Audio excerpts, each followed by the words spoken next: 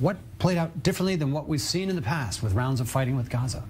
From an Israeli perspective, it looks much more successful for the reasons you mentioned. Israel took the initiative for once. Now, that's a double-edged sword because you're taking a risk of a horrible conflagration. That didn't happen, so it looks successful. They took out a lot of the leadership of Islamic Jihad. That was their stated intention, so that also was successful.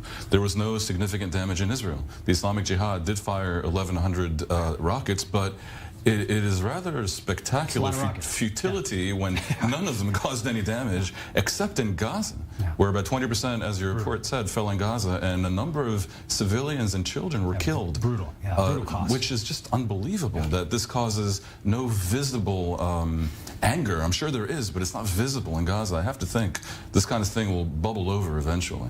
And it was over quickly. So these things, from an Israeli perspective, clearly speak of success. But the fact that Hamas didn't join in is potentially of the most long-term relevance, because they are sort of cementing a status as the slightly more reasonable and responsible terrorists. The death toll in Gaza, obviously, there's a lot of focus on that abroad. They're covering this. I think 44 is the number that's been reported by Gaza Health Ministry. At least 25 Islamist, jihadi fighters taken out here along with this leadership. How does Israel reconcile with that, or look at that? A lot of them made some cases, some of them caused by rockets that fell short. Yeah, I mean, it clearly is a spectacular tactical failure by the jihad that this happens. The issue of taking out the jihad leadership is maybe less than would appear, because they have historically proven to be easily replaceable.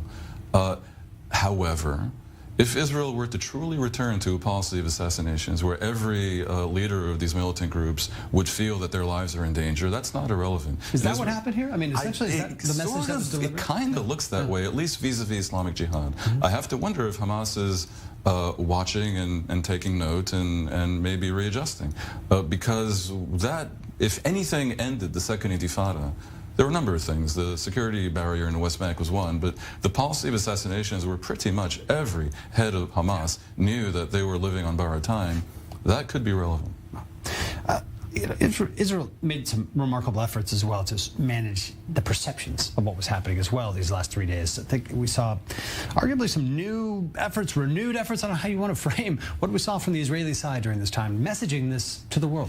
Well, first of all, they had what to message, but they did it better. I mean, we're thinking primarily of the rocket hit in Jabalia that killed a bunch of children, and the initial reports assumed, not unreasonable, that was an errant Israeli airstrike. But Israel quickly was able to not just claim, but to prove that it was in fact a jihad rocket that fell short. Now this speaks to a bigger issue, because Israel, I fear, has become arrogant in its messaging over the past decades, having grown accustomed to a credibility gap vis-a-vis its Arab rivals.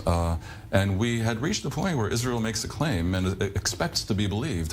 And I'm thinking maybe especially of the Associated Press, a building that also housed other journalist groups, but also many families a year ago. Israel, in the previous operation, destroyed it, with some warning, but destroyed it, and then expected that the claim that there was activity within it, which could well be true, would just be accepted without evidence. That I felt was ridiculous. It backfired stupendously, and they didn't repeat that error. So, indeed, interesting. Do you think that, I mean, the impact was there? Do you see it, did it reflect in the way that international leaders were speaking about this? Even the downplayed coverage somewhat of this conflict, or was it more based on the death toll? Well, what leads to how obsessed the world gets with us? I think it's basically a death toll on the Palestinian side, civilian death toll.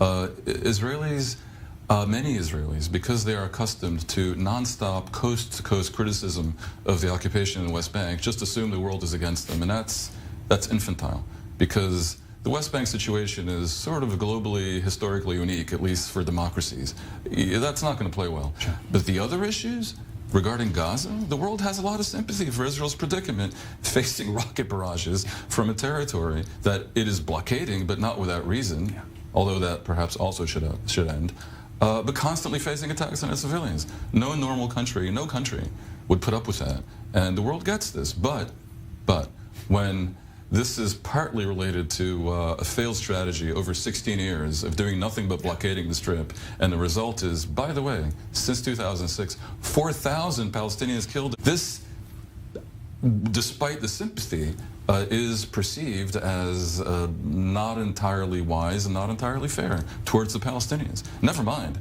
the 500,000 Israelis or so in southern Israel that suffer as well. Dan, just less than a minute. We have till break right now. You're going to stay with us. But does this open new diplomatic channels, perhaps, the way that this went, that Hamas stayed so quiet, that it wrapped up relatively quickly? Is there a tomorrow that's new that wasn't there yesterday? Potentially. I mean, if Hamas really does change and is open to another modus operandi, and that's met by Israel, considering a different strategy for Gaza, other than the one that I say failed stupendously over the past 16 years, if these two things converge, then yes, there is a new vista. What's your sense of the political moment now for this government, interim as it is? Well, for the residents of the South, there is frustration at the repeated cycle that has largely had to do with Israel reacting, and critics would say overreacting, to provocations by usually Hamas and sometimes Islamic Jihad. Here, Israel appeared proactive. It took measures based on intelligence that, if we're to believe it, was severe and real and imminent, and it did so effectively. So I'm hearing voices from the South being very pleased by what appears to be a difference that way. In the grander scheme of things, despite the fact that that sounds like a more aggressive government, I think the truth is that we're looking here at a more moderate government, a very different government from the previous one, and it slots into what I think is some would say global dichotomy, but really it's sort of a sliding scale of governments where on the one hand you have highly cynical, utilitarian, me first type governments, and then on the other end you have governments that have at least some basis in values and ethics and morality. We've moved a little bit towards the latter here. I wouldn't be starry-eyed, but a little bit. Some would say changes afoot. Some would say more strategic and intelligent government. If so, the proof will be in the pudding. If so, they might want to examine the incontrovertible fact that the policy towards Gaza over the past 16 years has been a spectacular failure and an exercise in futility. There are things one might do to change that reality. There's no panacea, but there are alternatives. And indeed, Lapid himself has been on record, the prime minister, as late as a year ago, just before becoming foreign minister, while Netanyahu was in power, as proposing such changes I would certainly support. But what opportunities may exist now? Well, I've been criticizing what I call a 16-year failure in Israel's basic approach towards Gaza, which essentially is Gaza's run by criminals, and they're going to use any pencil we send in to dig tunnels, so let's blockade it totally from the sea, from the air, and with Egypt's help by land, and hope essentially that the population overthrows Hamas. That hasn't happened. The result has been multiple rounds of warfare, billions in lost treasure, thousands of lost lives, almost all on the Palestinian side. And the prospect of this continuing ad infinitum. Now, this does not look like a brilliant plan. No. It's an unambitious plan. And I know that ambitious schemes in the Middle East tend to blow up in everyone's faces. I get that. And I know that any change would require either a demolition of Hamas, costly for Israel, and certainly for Gaza as well, or a change in Hamas. And Hamas won't change so quickly.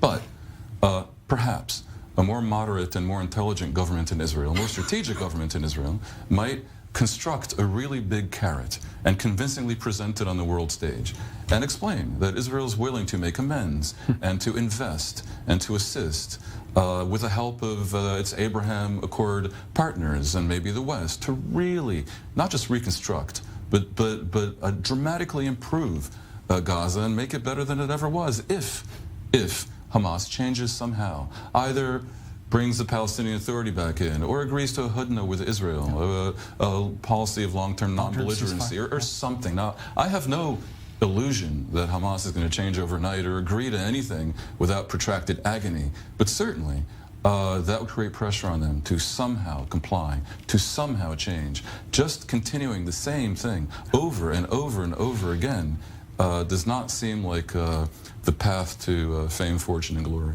There's a political angle, essentially. Obviously, there's a political angle because Lapid has been pictured by his opponents as somebody who has no experience. He served as a reporter and so on, and so he's not to be trusted. And apparently, this particular event shows that not only can he be trusted, but also he presented himself as a statesman. So both on the military part, the statesman part, the way he cooperated with Gantz, gives him a lot of points. but he needs to move some votes from what we call the soft right. It's difficult to move votes from the right in the soft right to the left. But one thing that does move in Israel is the participation rate of the Israeli Arabs. If the Israeli Arabs vote at the same proportion as the Jews, Likud on the right have no chance whatsoever. This type of operation could suppress the Arab vote. That's a problem for Lapid. Very interesting. Dan Perry, Riley Shafir, thanks for joining us for now. We are stepping out for yet another break on our live coverage. Stay with us.